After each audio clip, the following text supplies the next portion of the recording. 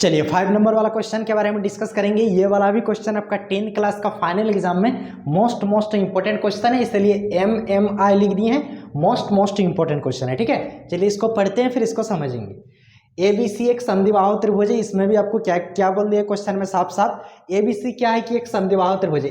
ABC एक क्या है, समद्विबाहु त्रिभुज है, ठीक है, जिसमें AC और BC की दूरी आपस में बराबर दी है। SC और BC, ABC सबसे पहले क्या बनाए, एक समद्विबाहु त्रिभुज बनाए। ABC क्या बनाए, एक समद्विबाहु त्रिभुज बनाए, ठीक है। और उसमें SC और BC की दूरी दोनों आपस में क्या है, बराबर है, ठीक है। और यदि और दिया है, यदि AB स्क्वायर, ये AB का स्क्वायर बराबर आपको दे दिया है 2AC का स्क्वायर है, तो आप सिद्ध करके दिखाइए कि ABC एक समकोण त्रिभुज है। ये वाला जो ABC एक त्रिभुज है, ये त्रिभुज जो है एक समकोण त्रिभुज है बोल के आपको प्रूव करके दिखाना पड़ेगा।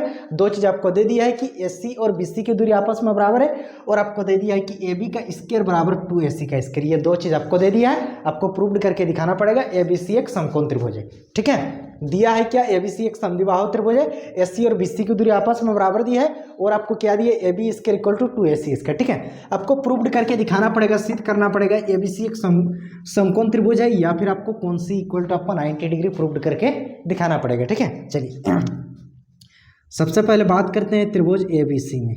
ABC में ये वाला त्रिभुज में ले रहे हैं, तो आपको क्वेश्चन में साफ साफ दे दिया है कि AC बराबर BC, AC बराबर आपका क्या दिया है, BC, मतलब AC का दूरी बराबर आपका BC का दूरी है, ठीक है। दोनों दूरी आपस में बराबर है।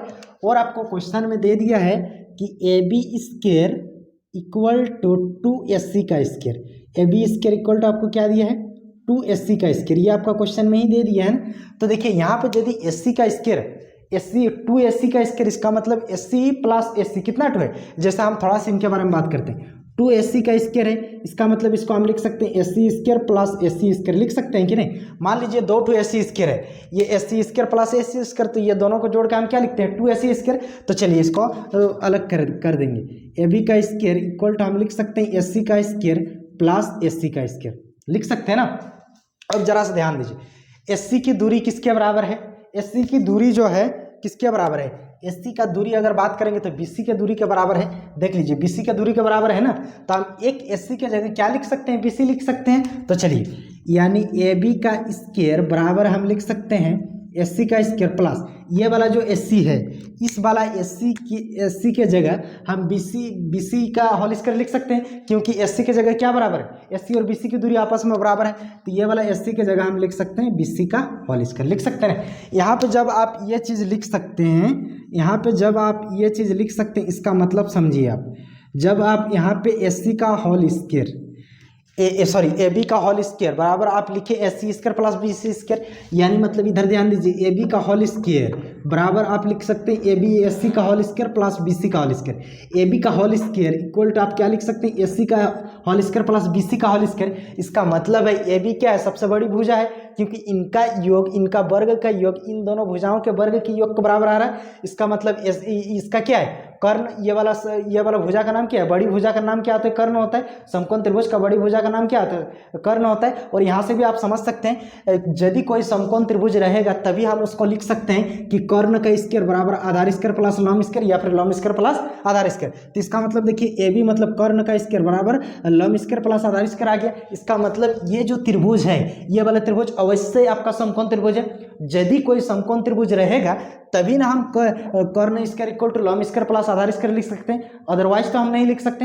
इसीलिए ABC जो है आपका क्या है, समकोण त्रिभुज है। और कर्ण के ये SC जो भुजा है, AB जो भुजा है, इसके आगे वाला भुजा तो आपका AB जो भुजा है, ये AB भुजा के आगे वाला कोण तो क्या हो जाएगा, आपका 90 डिग्री हो जाएगा। AB भुजा के आगे वाला मतलब सम्मुख वाला कोण तो कितना हो जाएगा, क्योंकि बड़ी भुजा के सम्मुख कोण बड़ी होता है।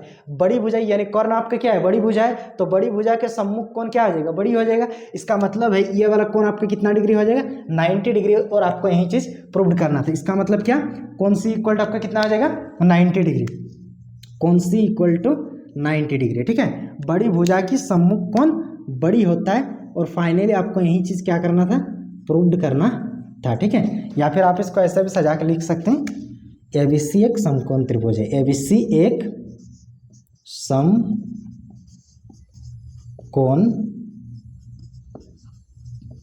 त्रिभुज है, ठीक है। और फाइनली आपका क्वेश्चन में यही चीज़ प्रूव्ड करना था।